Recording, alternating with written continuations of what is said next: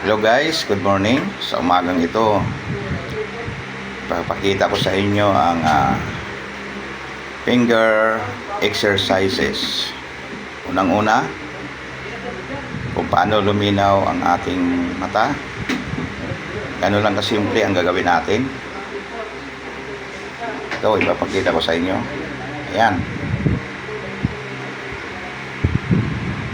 Dalawang daliri. Tapos nakatikom ang tatlong daliri. Ang gagawin lang na natin, kukuyom lang natin yan ang dalawang daliri. Ito. Ayan. Ayan. Ayan lang. 5 minutes every day.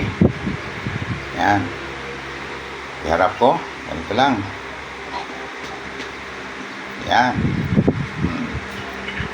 5 minutes yan. Ang ating mata ay pwede pang luminaw. Yan. Gagawin lang natin yan tuwing umaga. 5 minutes lang naman. Ngayon, ang pangalawa, ipakita ko sa inyo. Ganito rin ang posisyon.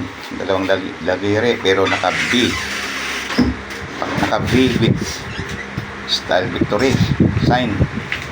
Tapos nakakuyong yung tatlong daliri. Ang hinlalaki, medyo ituwid natin. Ngayon, ipakita ko sa inyo ang pag-exercise nito ay kung paano manumbalik ang inyong sangkap na manoy.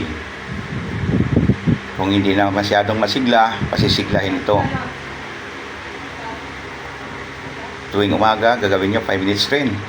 O ganito, guys. Yan o, naka-victory. Then, ikuyom natin ang dalawang daliri. Papasok ito sa gitna ang hinlalaki. Ito guys. 1, 2, 3, 4, 5, 6, 7, 8, 9, 10. O yan guys, ganun lang kasimple. Yan. 5 minutes every day. Manumbalik na ang sigla ng inyong manoy. Subukan nyo lang. Kung ayaw sumigla, ay wala na tayong magagawa. Kasi maaring mahina ang inyong kinakain.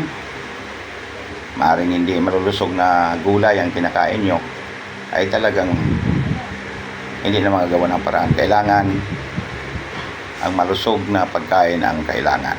Ano lang guys ha? Hanggang sa muli. Good morning and God bless us all.